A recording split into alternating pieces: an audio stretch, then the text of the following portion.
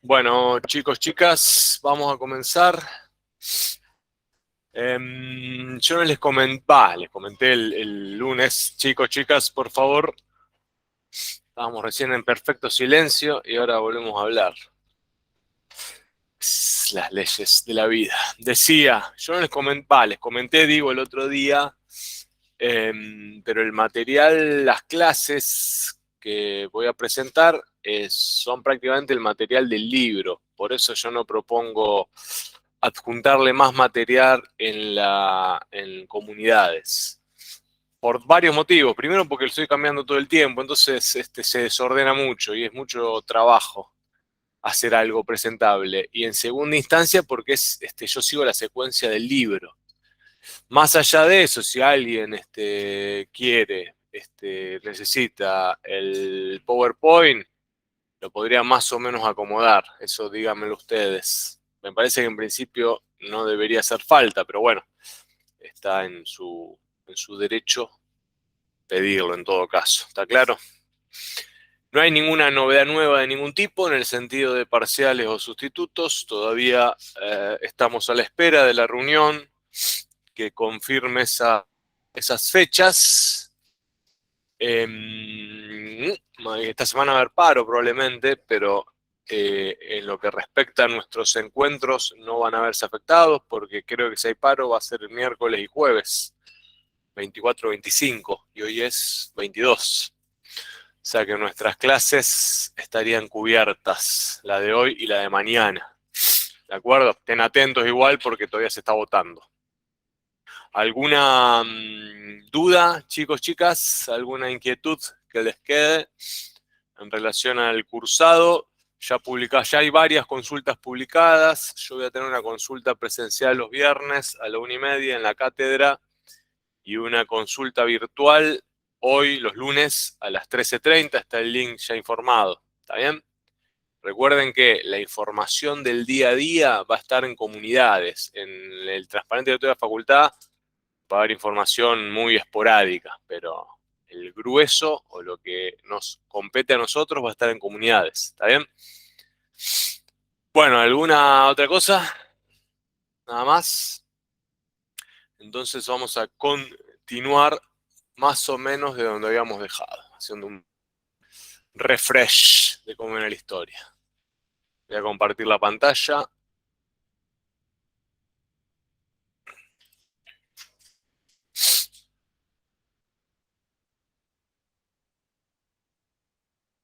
Ahí se ve en el aula virtual, ¿no, chicos, chicas? ¿Comparte la pantalla? Sí, profe, sí se ve. Perfecto. Bueno.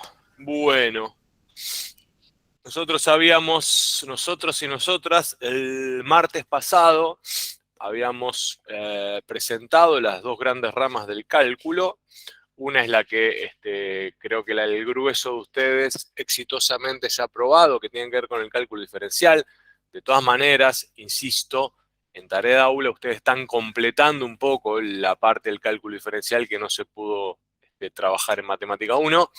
Les pido con especial énfasis que asistan a las clases y completen las actividades porque es fundamental para entender bien el concepto del cálculo integral y para lo que se viene más adelante, sobre todo para el tema de las ecuaciones diferenciales, que, como les adelanté, son un poco el corazón de nuestras carreras. ¿Está bien? Van a ver por qué en los años venideros. Van a recordar por qué les insistía ese asunto. Sobre todo para las que hagan casi todas las carreras.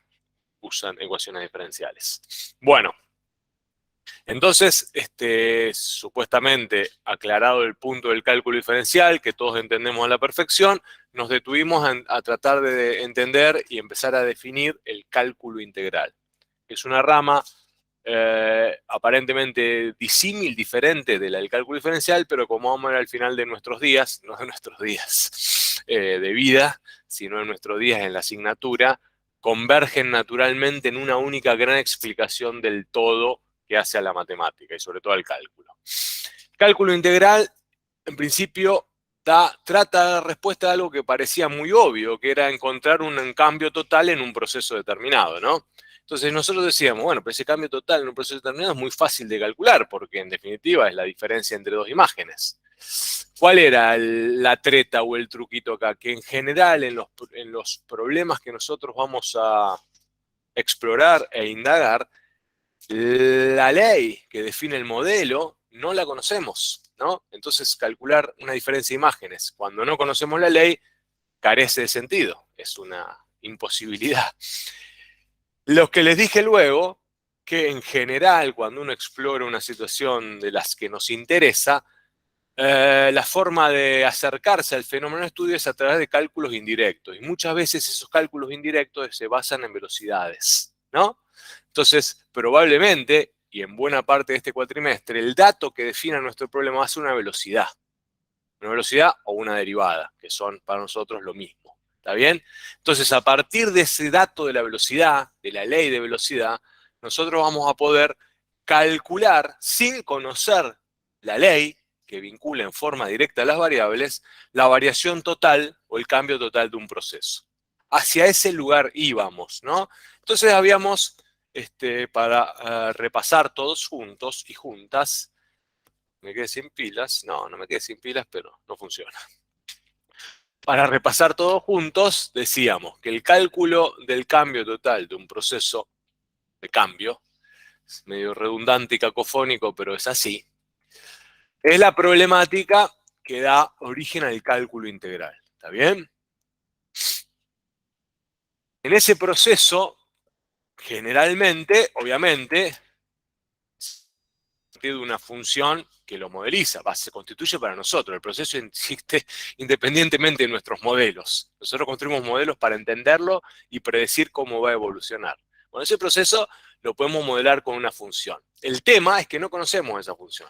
Sabemos que hay una función que eventualmente lo modela, pero ese dato no va a estar disponible. Y lo que nos interesa entonces es encontrar ese famoso delta F en un intervalo determinado. Entonces, ¿qué va a pasar? Que el dato que nosotros vamos a tener va a ser, como bien les anticipé, siempre una velocidad. ¿Está bien?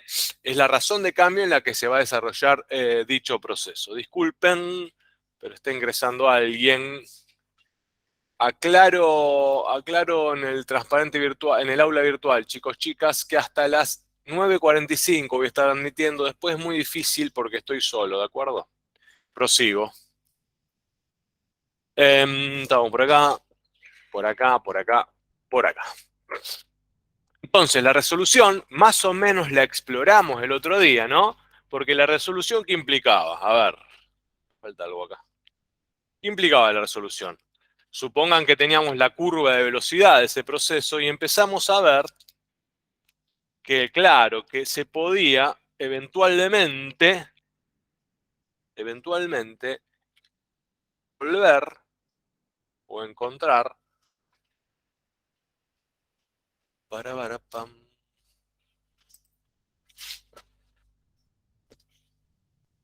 si esta fuese nuestra curva de velocidad, ¿no? Habíamos visto que si vamos proponiendo, ¿qué íbamos proponiendo? Cambios parciales o reemplazando, ¿no? Esta curva problema por una función escalera asociada de este estilo, ¿está bien? Y íbamos calculando el área o los acumulados parciales que vimos que iba coincidiendo con el área debajo de esos rectangulitos, y esa sumatoria, en definitiva, de acumulados parciales, terminaba siendo una buena aproximación, eventualmente, del cambio total en ese proceso. ¿Está bien? Hasta ahí más o menos habíamos llegado, habíamos avanzado, vislumbrado que había una relación entre el área debajo de esa curva, velocidad, y el cambio total, y habíamos dejado ahí el asunto, que es un poco lo que proponemos en esta idea. Si la velocidad era constante, habíamos detectado que obviamente el cambio total se calcula como ese producto, ¿no? Entre velocidad y delta t, que coincidía exactamente con la región que queda bajo la curva, que el único caso que eso ocurre es cuando la velocidad es una constante. Es decir, cuando el proceso que origina esa velocidad es una función lineal. Es el único caso que ocurre. En toda otra situación, caíamos en esa complejidad, que como la velocidad cambia de instante a instante y se calcula como el límite cuando delta t tiende a cero, el cociente incremental, de ahí no podíamos, entre comillas, despejar el cambio total, el delta f. ¿Está bien? Entonces vinimos con toda esta estrategia que mostraba ahí con el cálculo de constante a tramos y toda esa estrategia de aproximación, que en definitiva, como veremos en un ratito, si lo podemos sistematizar y formalizar bien, es lo que define al cálculo integral, como herramienta de cálculo exacta, no aproximada. Bueno, en eso estábamos, ¿no? Veíamos entonces que si imaginábamos que el proceso, pero esto, ojo, porque esto, insisto, quiero que quede claro, porque no es que el proceso transcurre con velocidad constante a trazos o a tramos, ¿no?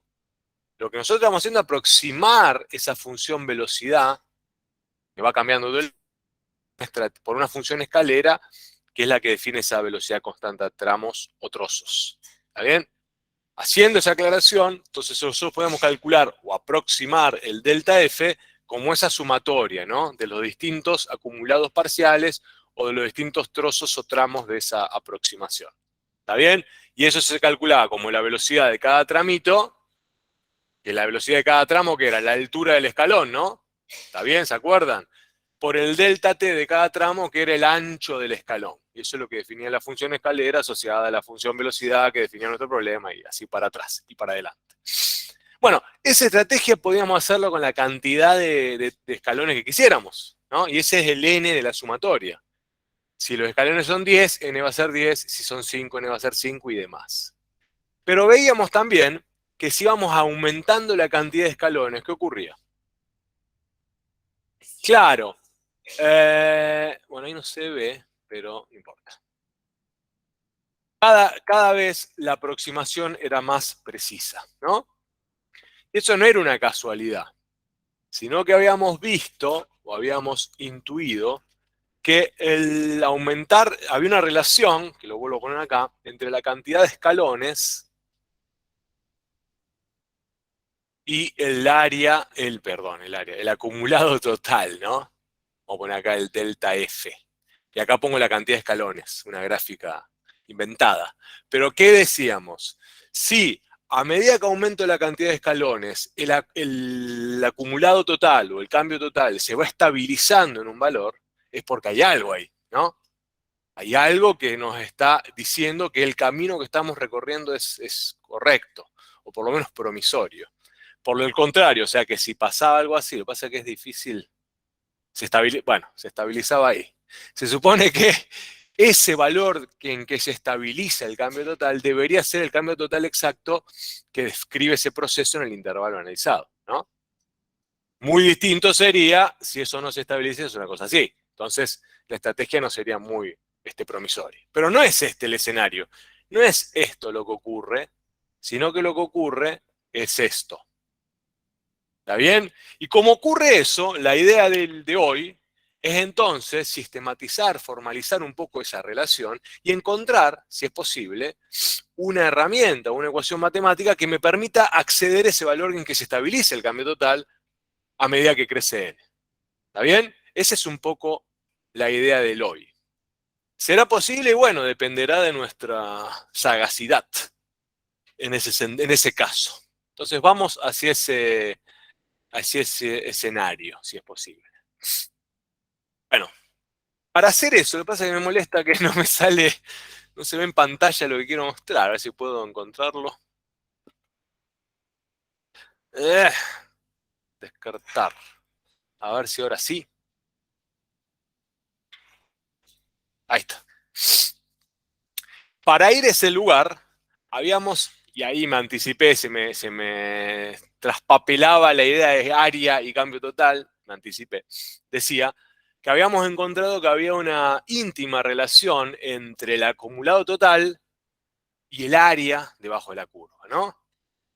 Y esa es un poco la idea de convergencia. El acumulado total va a ser exactamente igual, en todo caso, si la función es positiva, al área que está debajo de esta curva, ¿no? Habíamos explorado eso. ¿Por qué?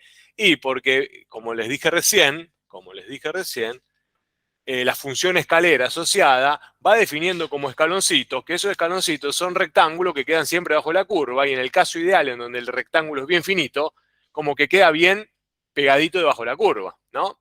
Es casi una idea bastante intuitiva y que funciona bien como idea fuerza, porque si yo arranco con esto acá, tengo este triangulito, si yo puedo hacer que exactamente quede debajo de la curva, la aproximación va a ser mejor. Y que quede exactamente debajo de la curva significa que a la larga voy a terminar pintando o generando regiones o escaleras o escalones que queden exactamente debajo de la curva. Y eso va a ocurrir cuando el número de escalones es infinitamente grande, lo que quiere decir que para que el número de escalones sea infinitamente grande, el ancho de cada escalón, ¿cómo tiene que ser? Infinitamente pequeño. ¿Está bien? Y esa es la idea. Entonces podemos asumir, y yo les decía el otro día, que este delta B que queda acá, que es todo esto, que es la sumatoria de I igual a 1 a N, ¿no? De la velocidad, que es la altura del escalón, por cada anchito de escalón. Si N se va a infinito, es una abstracción, ¿no? Pero imaginemos, si N se va a infinito, yo voy a poder lograr generar una especie de función escalera que sea exactamente igual a esta curva que cambia todo el tiempo, por más que parezca paradójico, ¿no? Era curva como esa. Sí, es cierto. Lo que pasa es que como idea fuerza está muy buena, pero hay que trabajar un poquito para llevarla a una ecuación que me permita hacer ese cálculo, porque esto no lo puedo resolver, ¿no? Esto no tengo manera de resolverlo. De alguna manera, es similar esa idea, esa imposibilidad de resolución cuando definíamos la derivada, ¿no? Porque la derivada era un límite, cuando delta t tendría a ser un cociente incremental. Ese límite, así como tal, tenía que transformarlo en otra cosa para poder resolverlo. Entonces generábamos una estrategia de cálculo que nos llevaban a la resolución y finalmente terminamos en reglas de cálculo, ¿no? Bueno, con esto va a pasar algo similar, pero el camino va a ser diferente. ¿Estamos de acuerdo? Entonces tenemos que aprovechar ese contexto geométrico como primer paso para poder proponer una estrategia de cálculo que sea consistente. Entonces vamos a asistirnos de ese contexto geométrico, que es un poco lo que proponemos acá. Un poco otra vez me vuelve eso a enloquecer esto. ¿Por qué me vuelve eso ahí? Me molesta. Bien. Leamos juntos, así nos ordenamos. ¿Qué dice? Usamos, como dijimos, una función escalera para aproximar el volumen de agua acumulado en el tanque, como el ejemplo iniciático. La función escalera define una región escalonada, que no es otra cosa que la unión de los distintos escalones o rectángulos, ¿no? Si calculábamos el área de esa región, comprobamos que, a pesar de que el cálculo del área de la región escalonada y el acumulado total del llenado del tanque son cosas que no tienen nada que ver, o son procesos de naturaleza absolutamente distinta, área, geometría, cálculo de un delta acumulado, física, los dos se resuelven de la misma manera, ¿no? ¿Está bien? Si la función es positiva, los dos se resuelven de la misma manera. Y entonces, como les dije, vamos a aprovechar esa íntima relación entre ese problema geométrico y el problema físico para sacar el máximo rédito o provecho posible. Y a partir de ahí poder definir esta estrategia de cálculo o proceso de cálculo. Volvamos a quedarnos sobre un escaloncito. Fíjense, tenemos un escalón, este F de acá, este F de acá, este F de acá. Bueno, no se ve, pero este F es un poco el tramito que reemplaza la función problema, ¿no? Es la altura constante para el tramo que va de 0,5 a 2. Si queremos calcular el área de este rectángulo, es muy fácil hacer. Va a ser 1,5, que es el delta TI por la altura, que es 20. Entonces nos va a dar 30, pero Si pensamos, obviamente, el problema desde su naturaleza física, ese 30 también lo puedo calcular y van a ser 30 litros, ¿no? Versus 30 centímetros cuadrados. Ahora, si prescindo de las unidades, el número es el mismo y el proceso de cálculo es igual. ¿De acuerdo? Bien. ¿Qué pasa entonces? Hasta ahí no hay problema. Esa región escalonada, llamamos R, es la que está indicada en gris. Esta conclusión, que es poderosa, tiene su límite, porque si uno empieza a hacer muy curvo el contorno de la función, está bien, se calcula de la misma manera, pero la aproximación puede ser pobre, ¿no? Sin embargo, vale como idea. Fíjense, vamos a, antes de arrancar en la generalización del problema, definir región escalonada, que es algo bastante obvio. La región escalonada es la unión de las regiones dadas por los distintos escalones, para cualquier función escalera. Toda función escalera tiene una región escalonada asociada. La vamos a definir. A partir de ahí uno puede calcular el área de la región, el área de la región, algo. No me salió acá, pero abajo debería decir el área de la región escalonada, que es obviamente la unión o la suma de las áreas de cada escalón. No sé por qué no sale, pero sería algo así. Vamos a ponerlo acá. El área de la región escalonada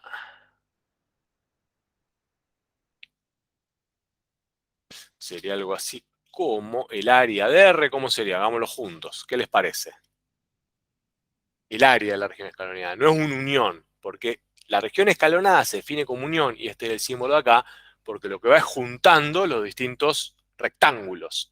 Pero el área de la región escalonada, ¿qué va a hacer? Las va a sumar, ¿está bien? Para definir un área homogénea de toda la región. Entonces, en este caso va a ser, si es de 5, va a ser igual a 1 a 5, ¿de quién? De las áreas de cada, ¿qué? De cada escalón. ¿Está bien? ¿De acuerdo? Este área de la región escalonada va a ser esto, más esto, más esto, más esto, más esto. Fíjense que es la función escalera que yo retomo del problema del volumen. Entonces, hace o piensa este problema de una manera geométrica, nos daba el 157 y pico para 5 escalones y el 170 y algo y pico para los 7 escalones, aumentando la precisión a medida que aumentamos el número de escalones. ¿Está bien? Estoy presentando el mismo problema, pero visto de una mirada más geométrica. Nada más que para probar la consistencia de la convergencia del enfoque geométrico con el enfoque físico, que es un paso fundamental para dar el salto cuántico que tenemos que dar ahora. Una precaución y aclaración. Va a ponerse árido el enfoque porque hay que introducir una serie, una terminología y una notación que es el corazón del proceso de integración. Así que les pido paciencia a todos y a todas. Es importante que nos habituemos a esta nomenclatura, si se quiere. Porque el corazón del cálculo integral se basa en que podamos naturalizar esta nomenclatura, índice, sumatoria, toda esa historia. Porque si no podemos naturalizar y ver con fluidez lo que se escribe acá, nos va a costar mucho entender el proceso de integración.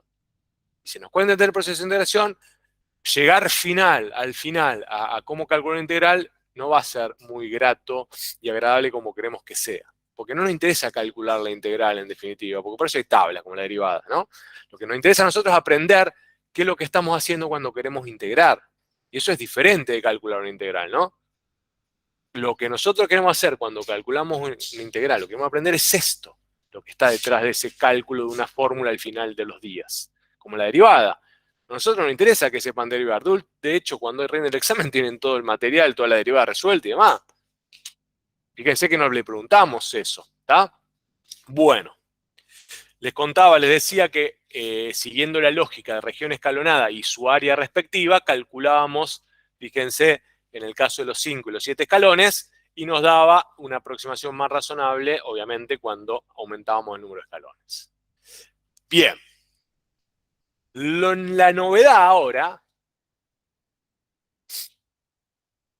La novedad ahora es lo siguiente, cómo vamos a asistirnos de lo que sabemos hacer, es decir, de calcular áreas, para ir al contexto físico y calcular integrales. Ese es el desafío del hoy. Yo creo que ya lo habíamos visto. Para Helio, vamos a proponer figuras geométricas un tanto más complejas, más parecidas, eventualmente, esas figuras geométricas, a las figuras que van a proponer las velocidades con cambio continuo, como esa de allá. Este se usa mucho como primer figura geométrica de mayor complejidad y para iniciar este camino, que es el famoso trapezoide. ¿Se dan cuenta dónde está el trapezoide? ¿Saben lo que es un trapecio, no? Trapecio, no trapezoide. Trapecio es una cosa, puede ser así, ¿no? ¿Qué es un trapecio? Algo así, por ejemplo. Pero este contorno no curvo, sino recto. ¿Está bien? Es un trapecio más o menos estándar.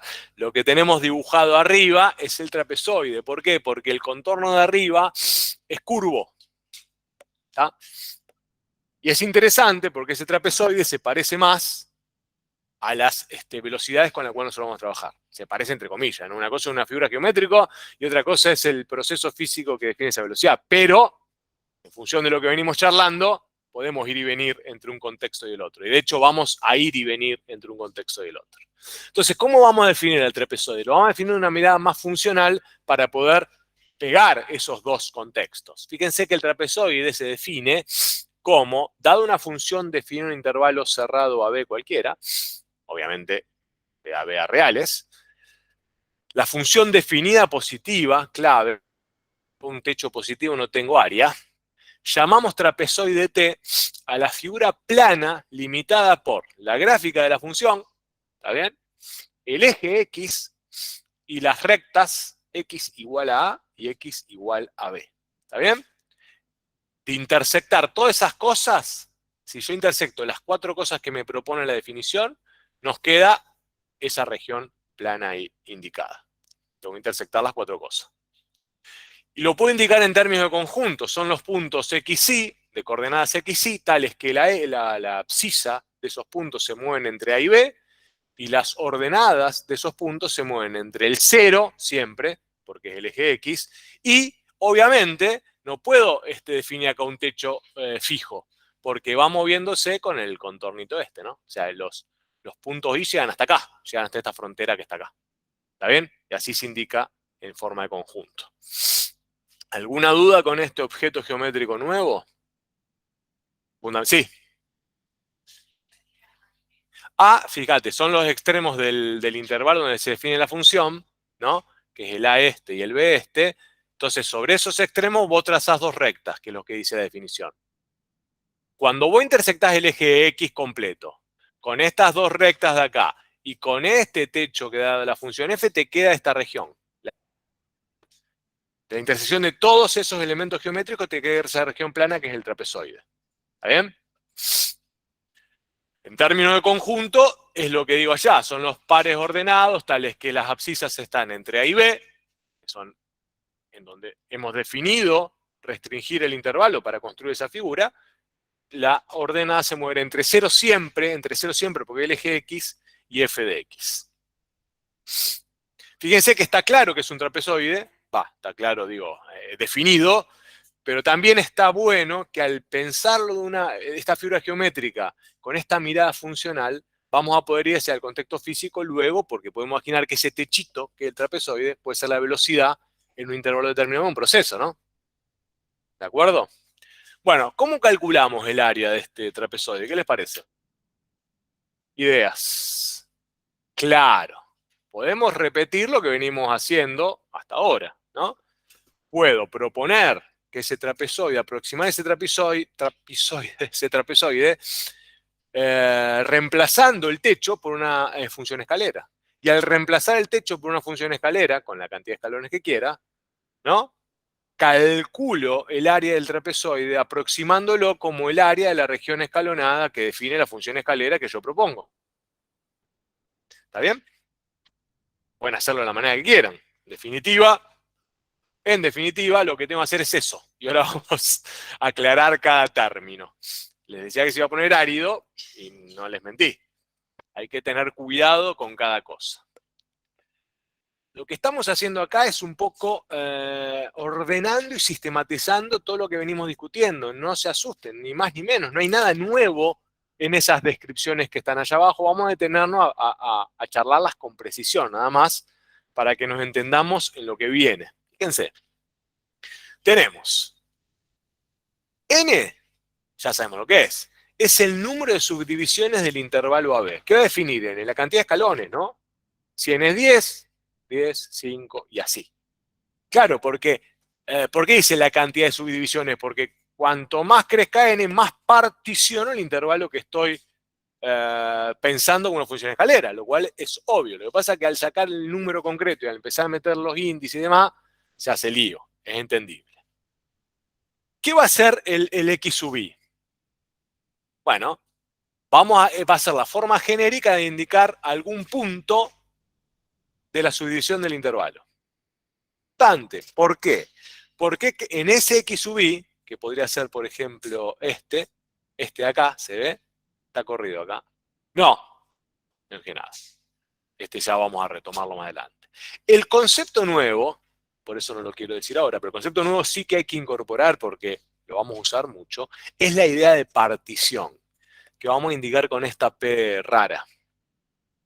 ¿Qué es la partición? La partición es un conjunto asociado al intervalo que estoy particionando, obviamente, que va a empezar en A y va a terminar en B, porque estoy particionando un intervalo que va de A hasta B. A y B puede ser 1, 3, 1, 4, 1, 2, está bien, pero estoy particionando ese intervalo, o sea que va a ir de A hasta B, y después lo que va a encontrar acá son elementos de ese intervalo en donde termina cada ¿qué? ¿Qué va terminando ahí? Un escalón, exactamente. Supónganse, y acá sí amerita detenernos, supónganse, ponerle numeritos para entendernos, supónganse que este escalón, esto arrancó en -1, ¿está bien? Esto terminó en 2, ¿de acuerdo? Y lo que hice fue particionar acá en 1, ¿está bien? Particioné esta región con 2 escalones, ¿de acuerdo? Entonces, vamos a traducir lo que tenemos acá. ¿Cuánto vale n para lo que hice acá? Para este procesito sencillito. ¿Cuánto valdrá n?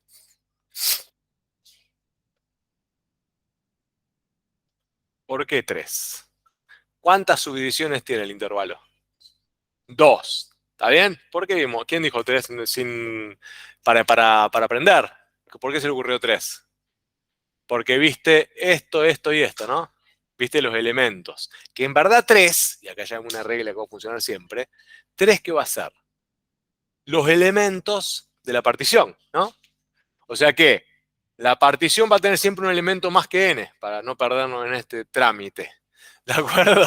Si n vale 2, la partición tiene que tener 3 elementos. Si n vale 3, la partición tiene que tener 4 y así subsecuentemente. Entonces pongamos la partición acá. Es un conjunto que empieza en el extremo inferior del intervalo que estoy particionando, ¿no? Y termina, si quieren, en el extremo superior. Y acá tengo que poner todos los elementos que definen la partición. Perdón, en -1 empieza. Y acá va el 1, ¿no? Si yo veo que la partición tiene 3 elementos, porque tiene que tener 2 subintervalos. ¿Está? El x sub i, y acá vuelvo, que soslayé antes, lo que está indicando, en nuestra notación, es dónde va terminando cada escalón.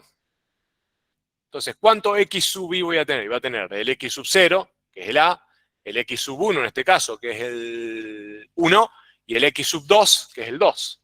Obviamente va a ir creciendo la cantidad de x sub i en función del n. ¿Está? Bien, bien, hasta ahí vamos. Fíjense que lo que tengo acá son dos, ¿qué?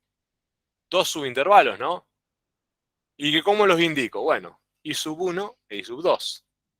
Fíjense que tengo una una I mayúscula y una I minúscula, y acá viene el lío, ¿no? Pero acá tengo el primer subintervalo, que es I sub 1, y este I sub 2. Si yo quiero describir en términos de intervalos el primer subintervalo, pongo I sub 1 y aquí va a ser igual. menos 1, 1 es el intervalo, es un conjunto, no es un conjunto de elementos, sí, de elementos, pero lo tengo que dar de esta manera porque es infinito, ¿no? No es un conjunto como la partición que es finito, pues la partición indica los límites de cada subintervalito. Los subintervalos es un conjunto infinito, por lo tanto lo tengo que dar como intervalo, ¿no? ¿Y el I sub 2 cuál es? Bien. Hasta acá estamos todos y todas, chicos, chicas, en el aula en el aula virtual, ¿se entiende? Sí, sí. Bien, acá, ¿todo claro? ¿Seguro? Bien. Bueno, el delta x sub i, es más o menos lo sabemos, es lo que vale la amplitud de cada subintervalo. ¿Cuál es la amplitud de esto? O sea, el delta x1, ¿cuánto vale en este caso? 2, ¿no? Porque va de acá a acá. ¿Y el delta x2 cuánto vale? Perfecto.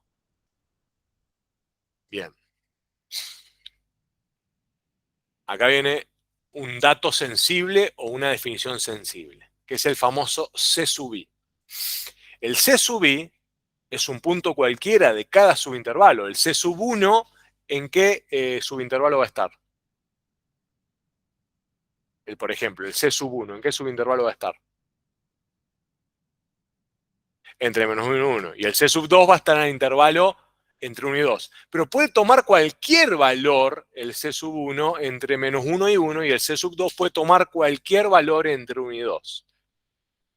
Claro, el C sub 1, que acá dice que es un punto del subintervalo, tiene que estar en el intervalo 1 porque tiene el índice 1. El índice va a mandar todo, ¿no? El subíndice ese famoso y el que manda y me ubique en cada lugar de las definiciones. Pero lo que quiere decir, por qué es sensible y por qué está puesto en azul, el C sub i, es porque puede tomar cualquier valor de su intervalo. Y es el en el cual pertenece. Y es el valor que va a definir la altura del escalón. ¿Está bien? Es el valor que va a definir la altura del escalón. No en sí mismo, sino que ese valor lo va a tomar la función, trapezoide en este caso, y la imagen de f en C sub i, que está por ahí abajo, es la altura del rectángulo. ¿De acuerdo? Entonces avancemos un poquito más. Supongan, es cualquier punto dentro del cada subintervalo. Puedo elegir, por ejemplo, el 0. ¿Está? Para el primer subintervalo. Entonces, C sub 1 va a ser 0, lo elijo yo. ¿De acuerdo? Puede coincidir también con los extremos del intervalo. Puede coincidir con el menos 1 y puede coincidir con el 1 en este caso. No lo recomiendo para no hacernos lío, pero podría coincidir, la definición lo habilita. Bueno, yo digo que C1 vale 0. Y C1 vale 0 y supóngase que la imagen que le corresponde acá es 2. ¿Está bien? Por lo tanto, si C1 vale 0, F en C1, que es igual a F en 0, es igual a 2. ¿Bien? Y tengo luego, digo que el F, esto vale 1, por ejemplo, este vale 1, y acá vale 1,5. ¿Está bien? Entonces digo que C sub 2 vale 1,5. Y entonces F en C sub 2 es ¿cuánto? 1. ¿Está? Tenemos todo definido. ¿Se dan cuenta que es la altura del escalón? ¿Por qué? Porque al hacer esa operación, entonces yo ya no veo más el trapezoide. Lo que empiezo a ver ahora, al hacer todo eso, es que en este primer subintervalo, en el dado por el I1, la cosa es así, ¿no? Bueno, así, y en el otro la cosa es así. ¿Se dan cuenta? Entonces tengo una región escalonada dada por esos dos escalones. Reemplacé al trapezoide por esa región escalonada. Y asumo y entiendo que el área de esa región escalonada, dada por esos dos escalones, va a ser una aproximación razonable del área del trapezoide. ¿Cómo se va a mejorar eso? Se va a mejorar aumentando el número de escalones, e idealmente, si el número de escalones es infinito, el área de esa región escalonada va a ser exactamente igual a la del trapezoide. Hay que demostrarlo, pero así vamos. Sí. No, y siempre un punto en donde conozcas la imagen exacta. Porque si yo. No, porque si yo no. Bueno, qué sé yo, sí. Si no, depende del ojo de la aproximación. Si yo tengo la ley de si tengo la ley de velocidad en términos de ecuación, ya no voy a hacer esto. Esto lo voy a hacer, y atentos con esto que les anticipo, porque es una pregunta típica de parcial, cuando el dato del problema sea una curva. Si el dato del problema es una curva, por más que yo sepa todas las técnicas de integración habidas y por haber, si no tengo la ley de esa función, no puedo calcular nunca la integral. Van a ver más adelante cuando lleguemos a eso. Entonces, la única manera de estimar un cambio total, o un área bajo una curva, es con esta estrategia. Eso es lo poderoso del cálculo integral. Porque basta con tener un trazo curvo sobre un lienzo blanco, que ese trazo curvo te relaciona con un proceso, para poder estimar un cambio total. Es notable. Es notable porque es notable y no es casualidad. Porque esta relación entre el contexto geométrico y el contexto físico es lo que permitió hace 2000, 3000 años, bueno, calcular integrales antes que no se conociese la derivada, obviamente. Obviamente, si uno va a la historia, a la génesis el cálculo integral está muy atrás en el tiempo que el cálculo de la derivada. Porque realmente si uno ve el proceso de cálculo es muy sencillo, ¿o no? ¿Se dan cuenta? ¿No? E intuitivamente es fácil imaginar esa abstracción al infinito. Y es creíble y naturalizable desde nuestra percepción. La derivada es mucho más compleja, muchísimo más compleja. Absolutamente más compleja en términos de construcción y en términos de interpretación. ¿De acuerdo? Bueno, tenemos definidos los conceptos centrales, la idea de región escalonada y de su área ya lo habíamos anticipado. Tenemos los elementos con los cuales recorrer este caminito ya todos presentados. Entonces, voy a puntear acá los 4 pasos que hay que seguir para aproximar el área del trapezoide. Primero, darnos una partición determinada. Fíjense que dice acá, la partición va a tener n más un punto cualquiera del intervalo ahí. Sí, porque en el conjunto de la partición, repito, si n vale 3, la partición, ¿cuántos elementos va a tener? A, x1, x2, b, ¿no? ¿Se dan cuenta? Si n vale 3, la partición tiene 4 elementos. Si n vale 4, la partición tiene 5. Por eso acá dice, darnos una partición de n más un punto cualquiera de i. ¿Está? Lo dejo así en n más 1 y no vuelvo sobre el ejemplito numérico porque quiero que nos habituemos a esta nomenclatura, a esta notación. Porque es importante que podamos avanzar en abstracción, porque si no avanzamos en abstracción siempre vamos a estar atados a eso. A 1, 2, 3, 4, 5, 6. Bueno, tenemos la partición. Esa partición, porque en verdad el proceso primero es darse la partición. Es tomar el intervalo, particionarlo. A partir de ahí tenemos n subintervalos y sub i de la amplitud determinada, porque la amplitud puede ser distinta, el ancho de escalón no tiene que ser siempre el mismo, ¿está bien?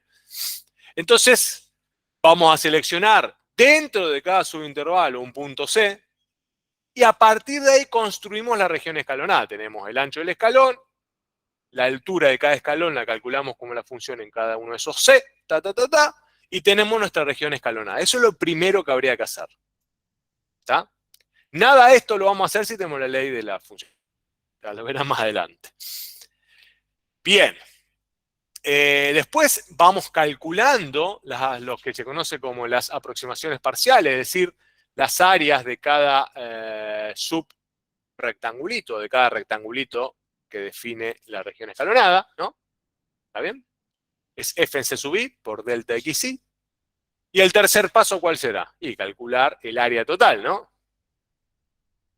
Calculamos el área total, que es la aproximación total de nuestro problema, es el área total, ¿no? Que obviamente va a ser la suma de cada área, que es la suma de las regiones, que es el área de la región escalonada. Estamos como dando vueltas porque no estamos definiendo nada nuevo de lo que habíamos discutido el otro día. Lo estamos formalizando, sistematizando para poder dar el salto que necesitamos, el salto de fe. Bien, ¿qué es lo que quedaría ahora? Y acá viene el salto de fe. ¿Qué es lo que quedaría? Decíamos que eventualmente, por lo que intuíamos, esto se estabiliza en un valor a medida que crece n se hace tan grande como el infinito, y entonces el área de la región escalonada es exactamente igual que el área del... Todo eso, esa idea muy fuerte, se ordena en esta expresión. ¿Está bien? Porque lo que estamos haciendo es estudiar el comportamiento de las aproximaciones a medida que n crece. Crece tanto como el infinito. Pero que n crezca tanto como el infinito es lo mismo que pedir, a ver si lo entienden ahí abajo, que el subintervalo de mayor amplitud tienda a 0. A ver quién se anima a explicar esa relación. Sí. Sí. Exactamente. ¿Se dan cuenta? Lo que hice acompañar, vamos a ponerlo acá en un dibujito. Es un dibujito esquemático, pero que no es la realidad absoluta, pero que nos va a ayudar a entender lo que pasa. Primero, si yo pido que n vaya a infinito, porque estoy pidiendo que el ancho del escalón sea lo más chiquito, vaya a 0, ¿no? Si todos los escalones fuesen iguales, no tendría que hacer esa aclaración de que el escalón de máxima amplitud tiende a 0, pues son todos iguales, ¿está bien? Pero puede ocurrir, y lo hago muy brusco, muy aproximado, puede ocurrir que tenga un escalón que tenga este tamaño y un escalón que tenga este, ¿no? ¿Está bien? Imaginemos que estamos en una situación en donde tengo infinito de escalones, con lo cual es una aproximación muy burda de lo que está pasando. Es un zoom muy grande. Si yo pido, sigue siendo burdo lo que voy a decir, pero para que tengan una idea gráfica de lo que dice la compañera, que es una buena manera de racionalizarlo. Si yo pido que ¿cómo se llama acá? El área, ¿no? Del trapezoide, ¿no? Es el límite cuando delta xi tiende a 0 de lo que tengo acá, de la suma de i igual a 1, en este caso a 2, ¿no? ¿De quién? La tengo, de f en c sub i por delta xi. ¿Está bien? Este proceso, así como está escrito, está incompleto, porque no sé cuál es el delta xi si son los dos distintos. Si yo eligiese que el que se va a ir a 0 es este primero, ¿no? Y yo tuviese algo que en tiempo real demostrara lo que está pasando, cuando barrí 0, cuando este llegó a 0, se convergió sobre esta línea, en verdad, lo que hice fue que lo que llega a 0 acá es esto, ¿no? Y todo esto me quedó sin computar de alguna manera, ¿no? Es una idea muy burda, gráfica, no es necesariamente estrictamente así, pero para que entendamos por qué tenemos que pedir que el que vaya a 0 sea el más grande primero. Si lo pienso al revés, entonces digo, está bien, que el que vaya a 0 sea el más grande, vamos a ver si funcionaría. Entonces tenemos el más grande que es este, supongo que este es el más chiquito. Entonces le pongo el max acá, para aclarar que quiero que haya el más grande. Entonces cuando este llegó a 0, convergió sobre este pedacito, computé todo esto y me sobró para hacer todo esto. No importa que me pase acá. Lo importante es que al tiempo que converge uno sobre su rayita, todos converjan.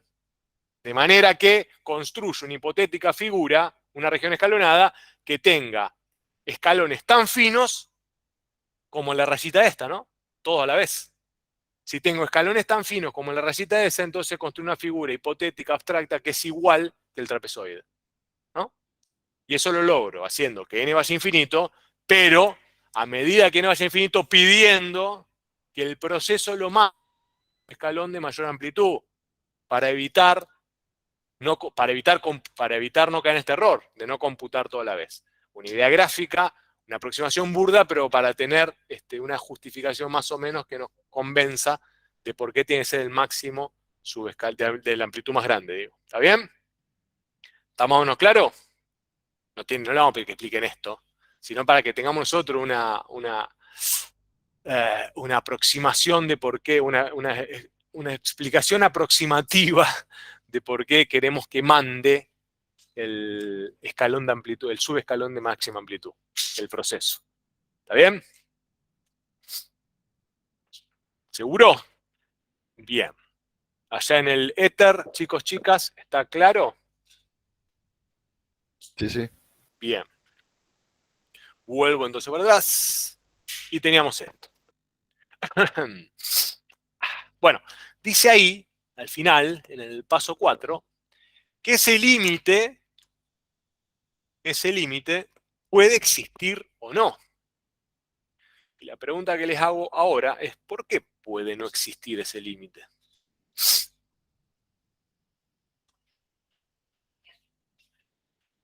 Ese es otro problema.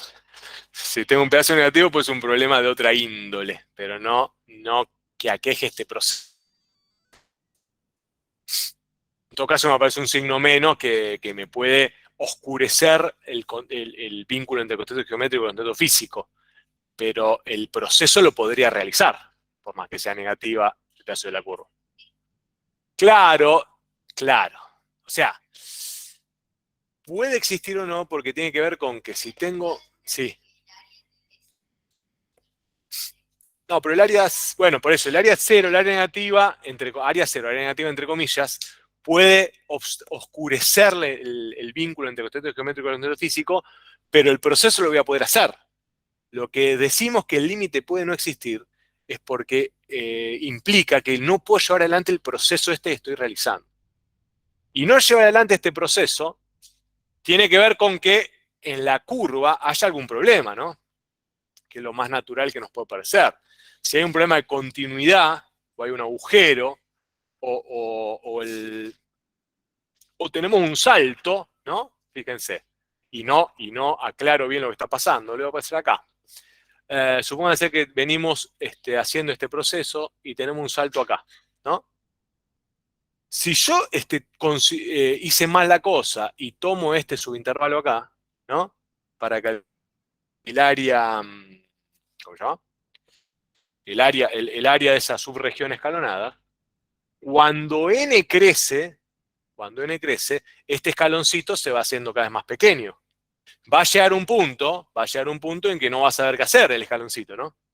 O nosotros no vamos a saber qué hacer con ese escaloncito, porque nosotros estamos llevando adelante este proceso. El escalón es una construcción, una idea nuestra, no tiene vida propia, ¿no? Bueno, va a llegar un punto en que nosotros no vamos a saber qué hacer si el escalón tiene la altura de la curva de arriba o tiene la altura de la curva de abajo. Ese tipo de accidentes hace que ese límite no exista. Ese y otro tipo de accidentes que algunas veces se pueden subsanar y otras veces no. ¿Está bien? Pero no debería parecernos raro entonces que ese límite puede no existir. Cuando cosas de ese estilo ocurren, ese límite puede no existir, salvo que arreglemos algunas cositas. ¿Está? Bien. De acuerdo. A L, si existe, a partir de ahora lo vamos a llamar área del trapezoide.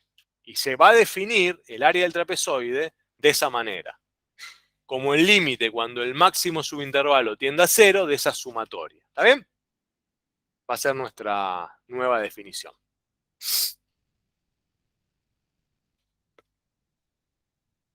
Perfecto. Aclarado eso, o dada esta nueva definición, que sintetiza todo el recorrido que hicimos, vamos a ver si podemos complicarnos un poco más la vida e ir hacia el contexto físico. Para eso, no quiero ser redundante, pero sí quiero ser repetitivo y reiterativo en un punto. Vamos a cambiar algunos nombrecitos para de a poquito arrimarnos al concepto que queremos presentar. Bueno, la partición de P sigue siendo la partición de P, pero al máximo intervalo, al intervalo de máxima amplitud, al max delta XY, lo vamos a llamar a partir de ahora como norma de la partición. ¿Está bien? Que es el intervalo de mayor longitud. ¿Está? Es una última vuelta de tuerca sobre la notación para converger hacia lo que dicen todos los libros. ¿De acuerdo? Entonces, la longitud del subintervalo de mayor amplitud lo vamos a llamar partición y se indica con la P con 2 barras, tal cual está indicado. Y a los C sub 1, C sub 2, C sub 3, C sub 4, C sub 5, a todos los puntitos que usamos para calcular las alturas de los escalones, le vamos a dar un nombre singular, importante, porque va a ser muy importante. Lo vamos a agrupar en un conjunto Q a todos esos puntitos. En el caso que habíamos hecho 2C, teníamos el C1, C sub 2, va a ser nuestro conjunto Q, va a tener esos dos elementos, pero va a ser muy importante y lo vamos a indicar y vamos a llamar ese conjunto Q como la selección de puntos compatibles con la partición. Entonces ahora nos hacemos unas preguntas rápidas. Si nuestra partición tiene 4 elementos, nuestro conjunto de la partición tiene 4 elementos, ¿cuántos elementos va a tener el conjunto Q? ¿Cuántos? 3 elementos, está bien. ¿Está bien? 3 elementos. Porque si nuestra partición tiene 4 elementos, ¿cuántos subintervalos define nuestra partición? 3. Y obviamente, por cada subintervalo hay un elemento C. ¿Está bien? Entonces, nuestro conjunto Q tiene 3 elementos. Si nuestra partición tiene 287 elementos, ¿cuántos elementos tiene Q? 286. Entonces, por más que los compliquemos, es obvio que Q va a ser uno menos. O sea, Q coincide con el N, en definitiva, ¿no? Q coincide con N. Y la partición es N más 1. ¿Bien? Y la norma de la partición no lo puedo saber salvo que conozca cómo particioné, porque va a ser el máximo subintervalo, el subintervalo de máxima amplitud. Hasta ahí bien, todo en orden. Entonces tenemos, destacamos acá, de todo lo que veníamos discutiendo, la partición P, su norma y la selección de puntos compatibles con esa partición que llamamos Q. P, Q, por ahora son cosas nuevas que las vamos a usar ya. Lo pongo acá. Fíjense, si tamizamos lo que venimos haciendo, y otra vez, parece que nunca avanzamos, pero avanzamos. Si volvemos a tamizar lo que venimos haciendo con estas nuevas notaciones, nuestro proceso de integración va a constar en definitiva siempre de 4 etapas. ¿Está bien? Primero, la subdivisión del problema. La subdivisión del problema implica definir la función escalera, en donde vamos a indicar sobre todo y quién es la selección de puntos compatibles en esa partición. O sea, en la subdivisión del problema, lo que nos interesa ahora es definir P y definir Q, todo lo que vamos a hacer. En la segunda etapa, o en el segundo paso del proceso de integración, proponemos la fórmula del cálculo de las aproximaciones parciales, como en F en C sub I por delta XI, ¿está bien? P, Q, F en C sub I por delta XI. Y el tercer paso del proceso de integración es el cálculo del área total, ¿no? ¿Está bien?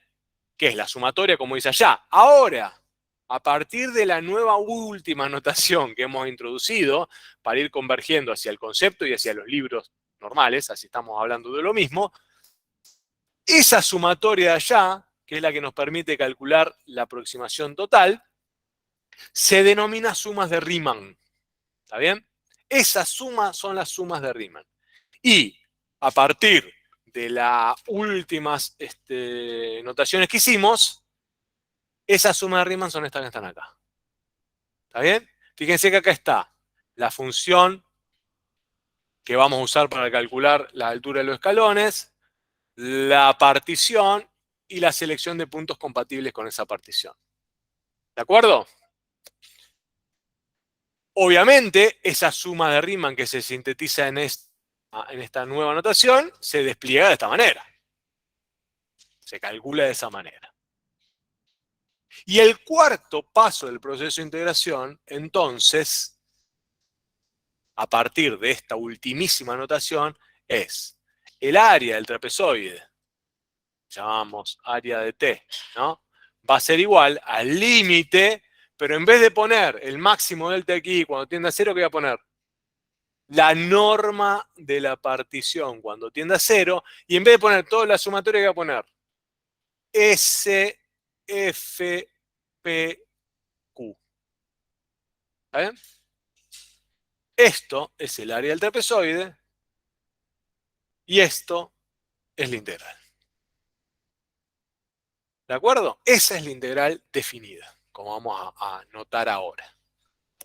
Entonces, cuando le preguntemos a partir de mañana qué es la integral definida, ustedes van a decir la integral definida es un número que indica tal o cual cosa. Pero es un número, ¿no? Porque, obviamente, si esto es igual a L, si esto existe, si no, todo esto no tiene sentido. Si un proceso de integración falló y no hay integral definida, ¿de acuerdo? Ese número L representa en un contexto el área del trapezoide, pero en un contexto físico, ese número L indicará el cambio total en ese proceso. ¿Está bien? Siempre y cuando ese límite exista, finito. Bien. Paso el limpio ahí, para que quede claro.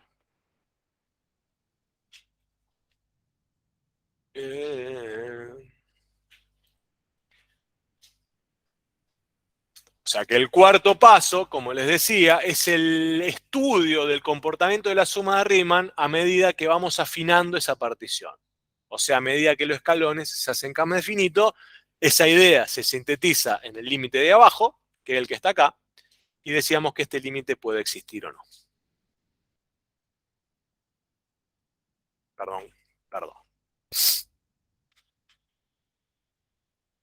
Despojándonos un poco ahora del contexto geométrico y volviendo hacia el cálculo, si ese límite existe finito, ese límite va a ser la integral definida de la función analizada, en el intervalo estudiado. Repito, si ese límite de abajo existe finito y es igual a L, ese límite va a ser la integral definida de f, chiquita i, en el intervalo analizado. ¿Está? Que es un poco lo que decimos en la otra transparencia. La integral definida, fíjense, si existe el límite finito de este proceso, a ese número lo vamos a llamar integral definida de la función en el intervalo AB, lo vamos a indicar, para que no sea tan engorroso y porque hace 200 años más o menos se denota de esta manera, para no hablar otro idioma, gratuitamente, lo vamos a indicar como este arquito estirado, que es una S de suma, pero estilizada, entre A y B de la función f de x diferencial x. Obviamente, todo esto nos debería parecer razonable porque este diferencial x, ¿qué es? Es el delta x infinitamente pequeño, ¿no? Por eso es un diferencial. Y la función va evaluando de cada punto de cada subintervalo. Van a ver que esto es un proceso que termina siendo continuo, entonces tiene todo la razón de ser esta notación. Es intuitiva. Y esto es la definición formal, ¿de acuerdo? La integral entre a y b de f de x diferencial x es el límite cuando la norma de la partición tiende a más Riemann que está indicado ahí. Bien. Para no empezar por prueba y error a calcular integrales definidas y que a veces nos dé y que a veces no nos dé, conviene previamente aclarar cuándo una función es integrable o no. Y es lo que dice ahí, la definición 1. Una función va a ser integrable si solo si existe un número L tal que este límite converja a L. Es interesante, pero no nos dice demasiado, ¿no? Porque estamos todavía en el prueba y error. ¿Por qué? Repito, una función es integrable si el límite, cuando la norma de la partición tiende a 0 de la suma de Riemann es igual a L. Sí, solo sí. Es verdad, es perfecta como definición, pero es muy poco útil. Porque quisiera saber antes si tengo que calcular ese límite, antes de hacer todo el esfuerzo de llevar adelante el trabajo, ¿no? ¿Cuáles son las condiciones que una función debe reunir para que el proceso de esta integración rinda su fruto? Es decir, que converja sobre L, un poco la idea, ¿no?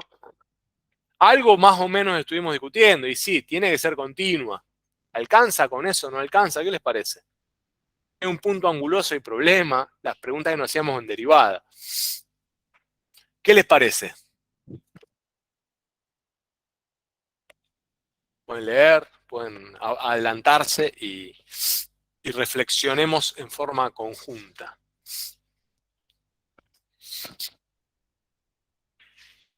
Ya les digo, les anticipo que el proceso de integración, tal y cual como se construye, es mucho menos exigente que el proceso de derivación. O sea, ¿cuál era la exigencia no tan intuitiva que proponía la derivada a la hora de llevar adelante el proceso? Que la función fuese continua, está bien, pero que no tuviese, ¿qué? Un punto anguloso. Está bien, eso es un problema de la derivada, porque tiene que ver con la idea de instantaneidad, tangencia y toda la historia. Ahora, en el proceso de integración, parecería dar la impresión de que no hace falta mucho más que la función sea continua, ¿no? Y de hecho no hace falta mucho más que la función sea continua para poder llevar adelante este proceso. ¿Está bien? Después vuelvo atrás. Y eso nos lleva al teorema fundamental, que no es fundamental, el teorema 1 o el teorema 0, cálculo integral, que que nos permite definir bajo qué condiciones ese límite existirá finito. Y lo que pedimos muy poco, que la función sea continua en el intervalo sobre el cual estoy integrando. Si la función es continua en el intervalo sobre el cual estoy integrando, la función es integrable. Y listo. Sí. Exactamente, que es lo que tenemos acá, el teorema bis, el teorema 0 bis. Si la función es seccionalmente continua, pero ojo, seccionalmente continua acá, en algún lado dice acá, pero ojo, de salto finito, no de salto infinito, no la tangente de x, ¿está? No la tangente de x. Seccionalmente continua de salto finito, ¿está bien? Fíjense que la definición de seccionalmente continua que vamos a usar es la que está acá abajo. Si solo si, tiene un número finitos de discontinuidad de salto finito. Números finitos de discontinuidad de salto finito. Si la función está definida de esa manera, el proceso de integración también puede llevarse adelante. ¿De acuerdo? Pero ojo que hay que hacerlo con cuidado. ¿Qué quiere decir con cuidado? Vamos a integrar que el salto me quede en el medio del escalón, sino que vamos a subdividir el problema de determinada manera que el proceso se integre escalón a escalón, o pedazo a pedazo, tramo a tramo, ¿está bien? Eso después lo vamos a dar más adelante. Pero eso sería como una variante, ¿está claro, no? ¿Se entiende? Bueno, el teorema 0 es ese. El teorema 0 pide casi nada pide casi, digo, para llevar adelante el proceso de integración. Pero ojo también con este asunto, bueno, fíjense que tiene que ser continuo en el intervalo que estoy integrando. Por eso, como dice el ejemplo, la función seno de x es continua, por ejemplo, en 0,2pi, entonces puedo llevar adelante el proceso de integración, va a converger sobre L, pero la función 1 sobre x también la puedo integrar en otros lugares en donde no está la discontinuidad, es obvio, ¿no? Por ejemplo, la puedo integrar entre 2 y 5, en donde en ese tramo la función 1 sobre x es perfectamente continua, entonces puedo integrarla. Estoy seguro que va a existir ese límite finito que propone el proceso. Sin embargo, obviamente, cuando voy a la 1 sobre x y quiero integrar, por ejemplo, dice entre menos 1 y 1, no lo puedo hacer, ¿está? Porque tampoco es una función seccionalmente continua, porque ¿qué tiene? Un salto infinito. ¿De acuerdo? Bien. Bien. Vuelvo atrás. Un segundito para las observaciones de la definición. Vuelvo sobre la definición y algunas consideraciones a tener en cuenta a la hora de leer e interpretar correctamente esa definición. Fíjense que tenemos el A y el B, que no son cualquier cosa, ¿no? Sino lo siguiente. El A y el B de la definición se llaman o se definen como extremo inferior y superior de la integración. No son intercambiables en el sentido de que si A está abajo y B está arriba, A es el extremo inferior y B el extremo superior. Ahora, si a alguien se le ocurre poner el B abajo y el A arriba, el B va a pasar a llamarse extremo inferior de integración y el A extremo superior. Les recomiendo que no lo hagan encarecidamente para no hacernos lío. Pongamos el A siempre abajo y el B siempre arriba. Lo que define el nombre es el lugar que ocupan en el símbolo, ¿no? El que está abajo, obviamente, es el extremo inferior y el que está arriba es el extremo superior. No el nombre que le estoy dando, no el A y el B. ¿Está? Eso quiero aclararlo.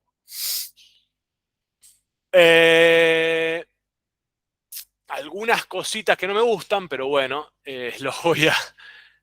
bueno, digo, el número A y el número B, si están bien colocados, van a tener siempre esa relación de orden, ¿no? El extremo inferior tiene que ser siempre menor que el extremo superior. Ahora bien, si a alguien se le ocurre hacer esta monstruosidad, porque puede pasar, digo, es muy contraintuitivo. ¿Qué quiero decir por monstruosidad? Fíjense, si uno propone que A sea mayor que B y mantiene la notación, si tiene el cuidado de hacer las cosas bien, no va a estar mal, pero es no antinatural, pero lo que está pasando es que supónganse que A vale acá 4, ¿no? Y B vale 1. ¿Está bien? ¿Qué es lo que está proponiendo esta persona? No está mal si tiene cuidado de hacerlo bien. ¿Qué es lo que está proponiendo? ¿Qué les parece?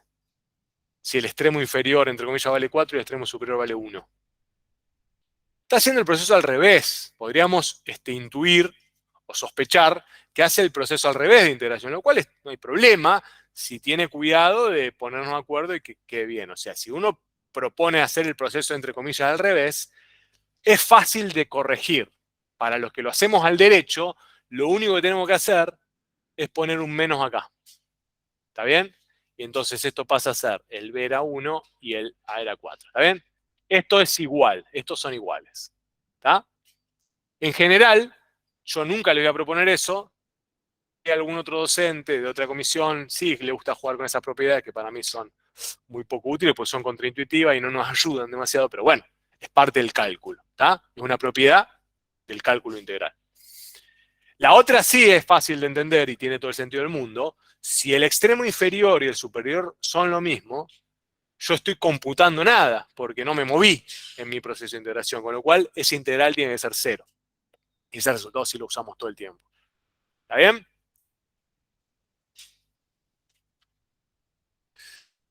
Falta algo acá. ¿No?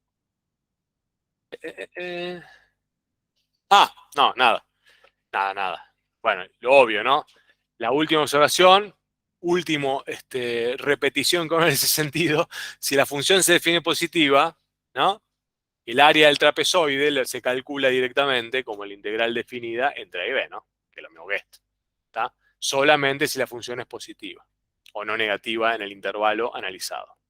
Si llega a ocurrir que la función tiene esta situación, esto es A, ¿no? Y esto es B, que algo anticipamos por acá o alguna compañera, si llega a ocurrir que la función le pasa esto, ¿está bien?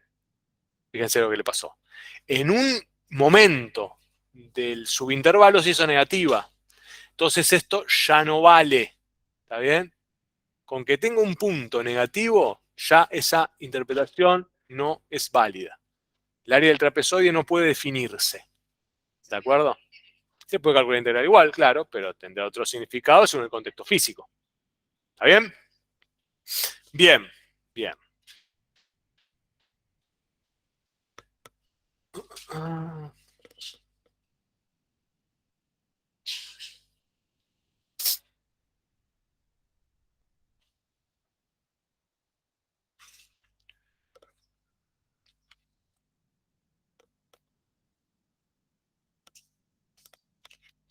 Definimos algunas propiedades del integral. Definida.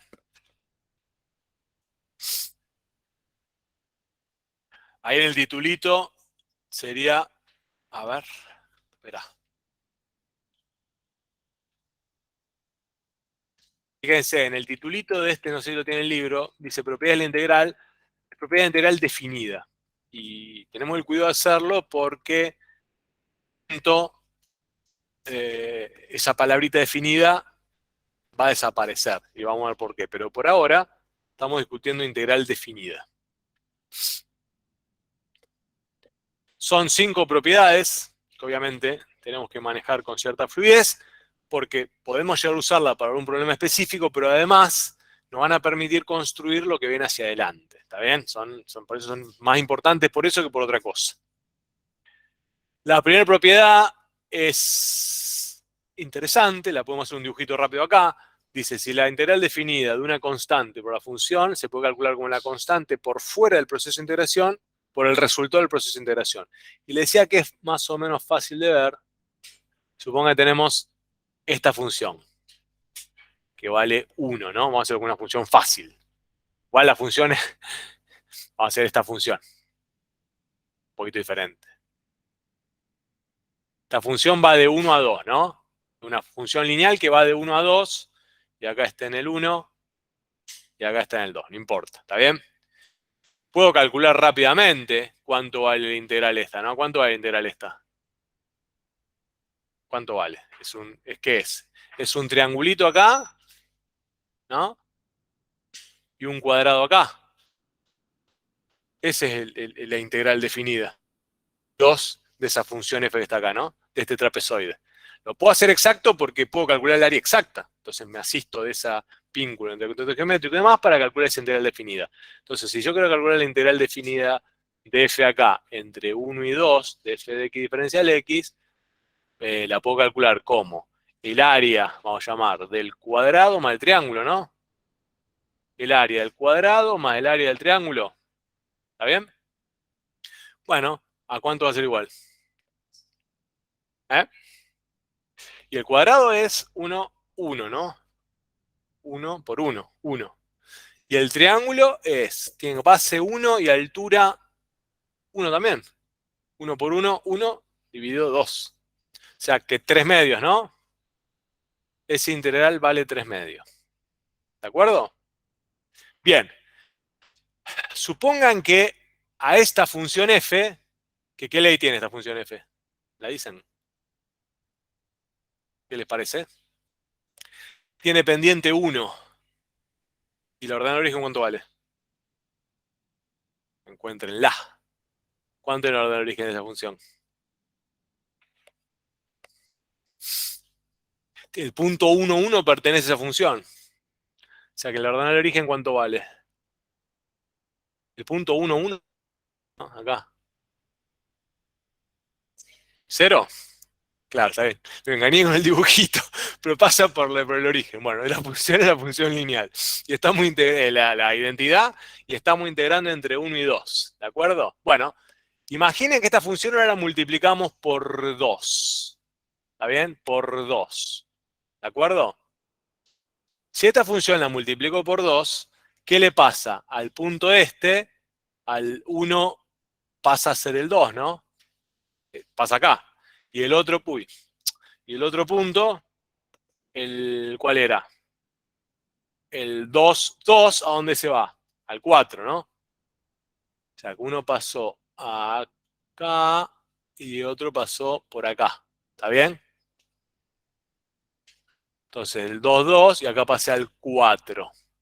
Entonces, si quiero volver a calcular ahora el área que me define todo esto, ¿a qué va a ser igual? Está siendo cada vez más abstracto el dibujo, pero no importa, confío en su sagacidad. Tengo otra vez un cuadrado que ahora tiene base 1, pero altura 2 de cuadrado, ¿no? Entonces el área del cuadrado ahora va a ser igual a 2, y el área del rectángulo va a ser igual. Tengo todavía, ¿no? Pero altura 2. 1 por 2, 2. Dividido 2, 1. Bien. Va a ser igual a 3, ¿no? ¿Está bien? ¿Lo ven todos? A pesar del trabajo de Dalí, ¿está claro? Tengo el cuadrado, sigue siendo un cuadrado, pero se estiró, que es el de esta acá, y ahora tengo este rectángulo, este triangulito ahí arriba. La puedo calcular exacta porque es una figura geométrica, un contorno recto. Entonces el área de esa figura es igual a la integral definida. Y da 3. ¿Es una casualidad? No, no es una casualidad. Es lo mismo que pasó acá. Es la propiedad 1 que está jugando acá. Que vale para para funciones mucho más complejas. Fíjense, la propiedad 1 decía que la integral, por ejemplo, entre 1 y 2 de 2 por x, diferencial x, en donde k valía 2, es igual a 2 veces la integral entre 1 y 2 de x diferencial x. Es cierto, en este caso vale 3. ¿Está bien? Bueno, No la vamos a demostrar, tampoco la vamos a discutir mucho, pero son importantes a considerar. La integral de la suma es la suma de las integrales, la integral definida de la suma es la suma de las integrales definidas, de las funciones que se están sumando, obviamente el mismo intervalo. Esta es interesante, muy interesante, pero es casi obvia. Si el intervalo de integración lo parto en algún c interno al intervalo, obviamente c en principio lo parto entre a y b, pero puede invertirse el orden, después lo van a ver. La integral entre a y b va a ser la integral hasta c, de hasta c más la integral de c hasta b, ¿no? Porque el proceso es continuo. Lo partí para asistirme a alguna ventaja, pero nada más. Esta propiedad, bueno, la 5 es igual que la que discutimos recién, pero la 4 me gusta mucho porque es algo que caemos siempre en la trampa. Porque generalmente la pensamos al revés. Está mal pensada al revés. A ver. Fíjense, si una función es mayor que otra en un intervalo, entonces se satisface la relación de las integrales definidas, ¿no?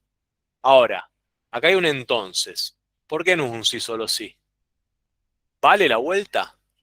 Si la integral definida entre a y b de g es mayor que la integral definida entre a y b de f, ¿ocurrirá que la función es más grande que f en ese intervalo? ¿Que g es más grande que f en ese intervalo? O sea, ¿qué estoy preguntando? Voy a hacer un dibujo, primero voy a hacer un dibujito representativo y después vemos. Si yo tengo, este es g, ¿no? Y este es f. Esto es a y esto es b. Obviamente la integral entre a y b de g de x diferencial x es más grande, ¿no? Que la integral entre a y b definida de f de x diferencial x. ¿Por qué es más grande? Porque se ve que el área que define g sobre el AB es más grande que la otra, ¿no? Bueno, entonces yo digo, en función de eso, esto implica que para que esto ocurra, y claro, g tiene que estar arriba de f, ¿no?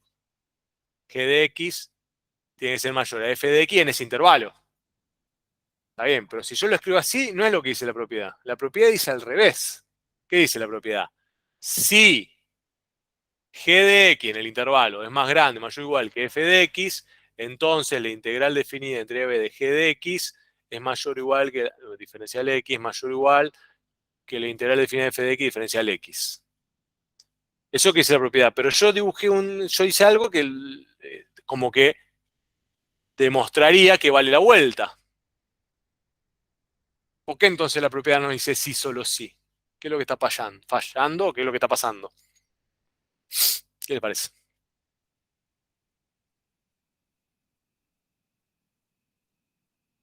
¿Se entiende la pregunta? Sí, ¿no? Estamos reflexionando sobre por qué no vale el sí solo sí. ¿Por qué no vale la vuelta? Fíjense que el dibujo que yo le hago es para hacerlos caer en la trampa. Ustedes pueden dibujar las funciones que quieran.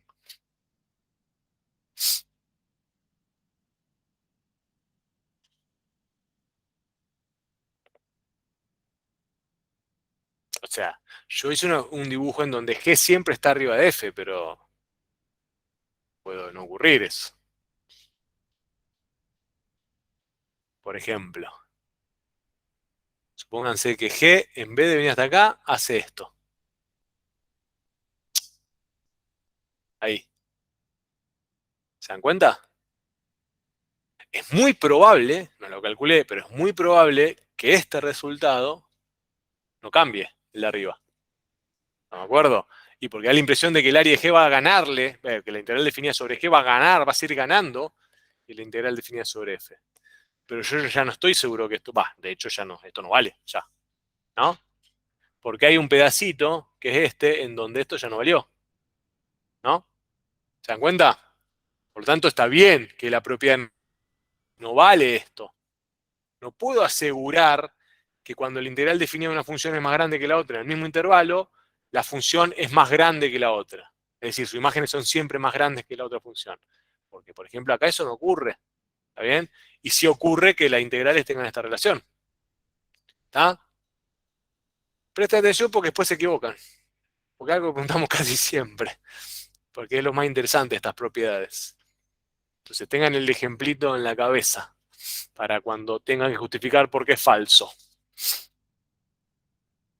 ¿Queda claro? Bien. Aparte que tengo interpretación geométrica de esto que ya más o menos lo discutimos.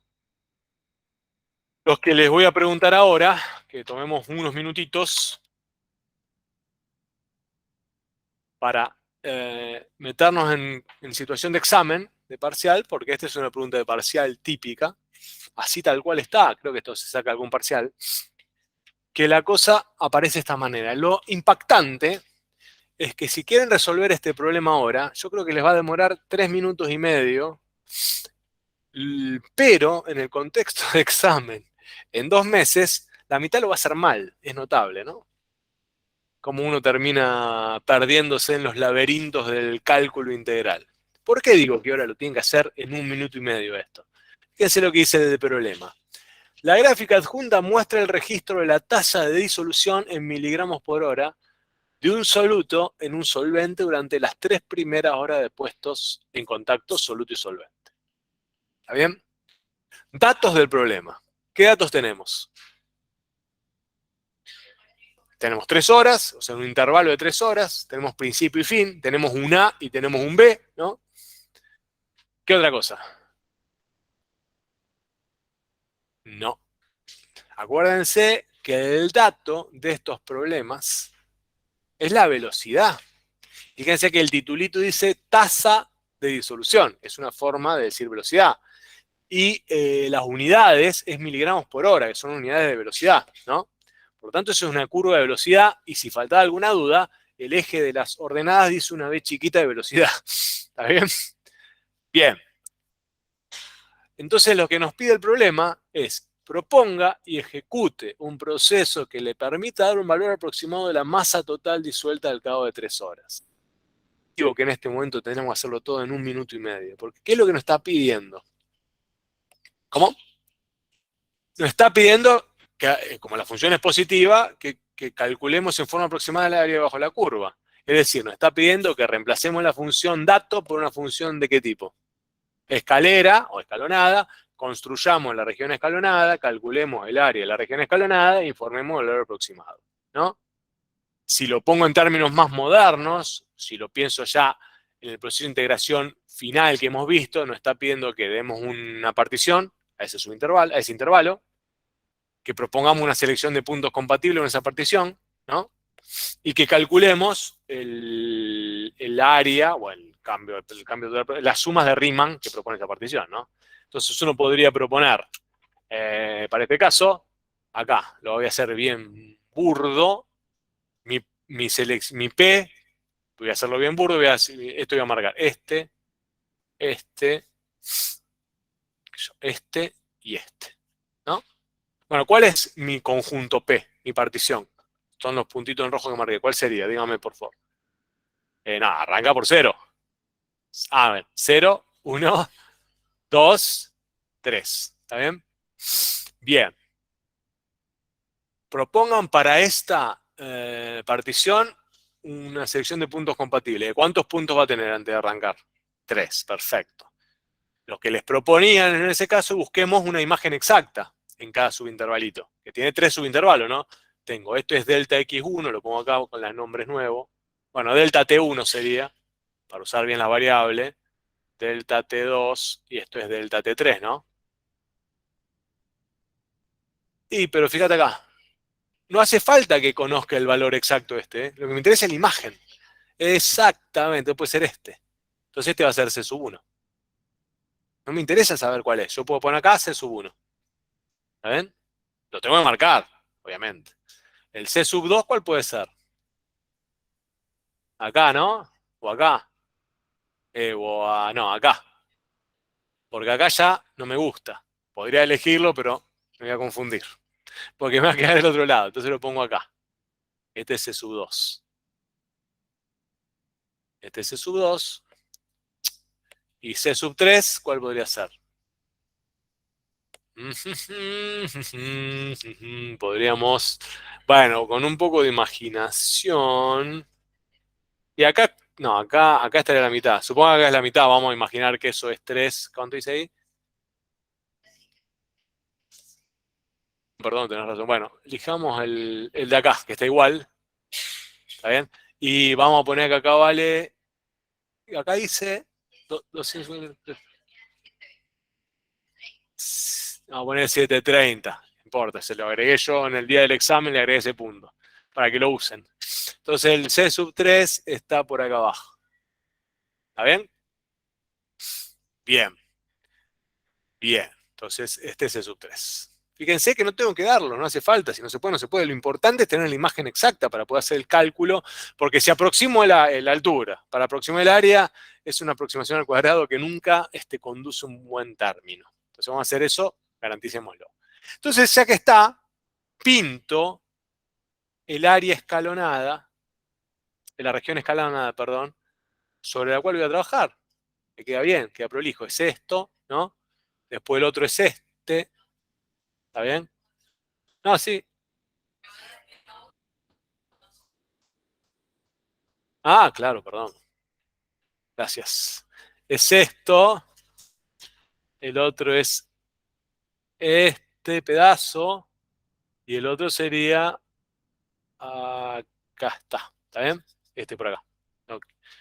Esa sería mi región escalonada. O sea que el proceso, ¿cuál sería? Las 4 etapas. Dar la partición P, dar la selección de puntos compatibles en una partición, proponer cómo se calcula el área, por ejemplo, de R1. ¿Cuál es el área de R1? Y va a ser F en C sub 1, ¿por quién? Por 1, que es el delta X1, ¿no? El delta de 1 por 1. El área de R sub 2, ¿a qué va a ser igual? F en C sub 2 por 1, ¿no? Y el área de R3, ¿a qué va a ser igual? F en C sub 3 por 1. Vale siempre 1 el intervalo. Podría haber variado de otra manera, pero acá vale siempre 1. Bien, entonces, paso 1, paso 2, paso 3. ¿Cuál sería el paso 3? Hacer la suma total, del área total, ¿no? La suma total, ¿cuál sería? Bueno, es la suma de I igual a 1 a, ¿cuánto? Bien, a 3.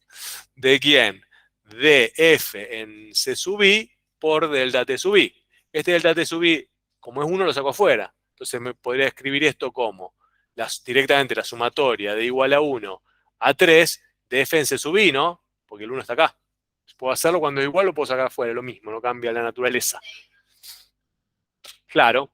Entonces es directamente, tenía 100, 200, y bueno, esa altura, que no sé cuánto es ya, porque es un chiquero esto, 300 más, 6 más 600, ¿no? Y 730. 900, 1630. 1630 sería más o menos el cambio, el que dice ahí, una aproximación de la masa total. Se disolvió más o menos en esas 3 horas 1630 gramos. ¿Está bien? Bueno, el cuarto paso, y le recomiendo lo pongan, si bien uno no puede todavía obtener este cambio total, delta M, porque no tengo, sería el límite, ¿no? Cuando la norma en la partición tiende a 0, ¿de quién? De la suma de F, bueno, acá llama B, ¿está bien? Pone el nombre, para que quede prolijo, B, P, Q. ¿Está bien? Este delta M, que es igual a esto, lo puedo aproximar con mi estrategia, que era 1630, pero no es exacto. ¿Está bien? Es una aproximación. Obviamente, ¿cómo mejoraría la aproximación? Haciendo escalones más chiquitos. ¿Y cómo obtendría el valor? ¿Existe el valor exacto? Ante esta pregunta, y yo le hacía al principio, no podíamos contestarla. Hoy sabemos que se puede obtener el valor exacto, resolviendo este límite. Ahora, que lo pueda resolver es nuestra historia, pero ese límite, claro, me da el valor exacto, ¿no? Bien. Y pues entonces podemos obtener el valor exacto. Lo que nosotros les recomendamos hacer en este tipo de problemas, como no van a poder obtener el valor exacto, porque para obtener el valor exacto van a tener que conocer la ley de la velocidad y eso ya es otro asunto, lo que les proponemos es siempre darse una estrategia en donde ustedes puedan, a ver si a ustedes se les ocurre cómo, proponer un intervalo de valores posibles en donde seguro va a caer el valor exacto. ¿Cómo harían? Voy a limpiar la pantalla. ¿Se entiende? Porque como en este caso, repito, como no conocemos la ley, todavía no tenemos las herramientas, pero por más que tuviésemos las herramientas, si no conozco la ley, no puedo obtener el valor exacto porque no puedo resolver el límite que propone la integral definida. Si no conozco la ley, no lo puedo obtener de forma exacta, salvo que sea un contorno recto, que no es el caso. Generalmente es elegante, y eso se lo pedimos, es una buena práctica, proponer, dar un intervalo de valores posibles en donde seguro caiga el valor exacto. Como el valor exacto. Compensando, sí, pero... Sí, yo te entiendo. Suponete que vos querés venir acá, mirá. A ver sí.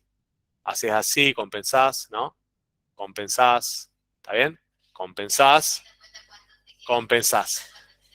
Sí, lo que pasa es que esa compensación, que está buena como criterio, no te asegura que ese valor que vos estás encontrando, primero que te va a dar un valor solo, y no te asegura que sea exacto ese valor, porque depende cómo compensaste, depende, o sea, sigue habiendo un error en la estrategia de aproximación. Lo que yo pido, y la recomiendo porque es elegante y una forma científica de resolver esta situación, es, como no puedo dar el valor exacto, porque no hay forma, quiero darme un intervalo donde seguro esté el valor exacto. Nadie se le ocurre cómo. Es un poco lo que dice la compañera, pero en vez de dar un único valor, quiero dar un intervalo de valores posibles. En la misma partición podés Sí, tomar valores el mínimo y después el máximo y te aseguras de que claro. siempre va a Acá ser. el compañero propone del éter no hacer una sola partición, o sea, repetir la estrategia del proceso de aproximación de integración 2 veces, ¿no? Una vez asegurándote que estés aproximando por defecto, ¿está bien? Que el valor de la aproximación sea claramente menor que el verdadero, y otra vez que uno esté aproximando por exceso, es decir, que la aproximación sea claramente más grande que el valor verdadero. ¿Cómo sabemos que es claramente menor y claramente mayor? Y jugando con las áreas, porque esto es un proceso geométrico también, o admite una interpretación geométrica, sobre todo cuando la función es positiva. Entonces tenía un poco que ver con lo que dice la compañera, pero para evitar la ambigüedad posible, podemos hacer lo siguiente. Podemos ir todo por abajo en el principio, por ejemplo así, ¿no? Después así, ¿no? Y después así, acá lo burdo otra vez. Pero esta estrategia de esos 3 intervalos, seguro que es por defecto, ¿no? Claramente, se ve. No tengo ni que pintarlo, ¿no? Pero claramente es por defecto. O sea que vamos a tener un valor inferior posible para el cambio total. Estoy seguro que el valor verdadero va a estar por arriba de ese valor que calculé ahora. Hago ese primero y después hago uno que me quede, o lo pongo en azul para que se vea. Y ahora hago lo mismo, pero por exceso. Les recomiendo que lo hagan ustedes con este gráfico y se convenzan. En el primer caso, puedo hacer esto, ¿lo ven? En el segundo caso, puedo hacer, bueno, acá sería, ¿no? Ahí, en el segundo caso, más o menos hasta acá. Y en el tercer caso, puedo hacer esto. Bueno. Sí, está bien, no hay problema. Cuando no se puede, no se puede. ¿Qué va a hacer? Me confundiré. O trataré de no confundirme. Me quedaría así, que le gana. Y fíjense que el área de la figura roja queda incluida en el azul. Entonces yo voy a informar que la variación que dice ahí, la masa total disuelta, la verdadera, la exacta, va a ser más grande que lo que devuelve la roja y más chica que lo que devuelve el azul. Pero en ese intervalo seguro va a estar el valor exacto. Esta estrategia que discutimos recién es la mejor. O sea, ¿por qué? Porque no puedo dar el valor exacto, pero estoy seguro de un intervalo de posibilidad en donde va a estar seguro el valor exacto. Obviamente, ese intervalo, esa banda de confianza va a ser, mientras más chiquita sea, mejor. ¿Y cómo hago para que sea más chiquita? Y bueno, afino la aproximación y afino la aproximación por exceso. ¿Está bien?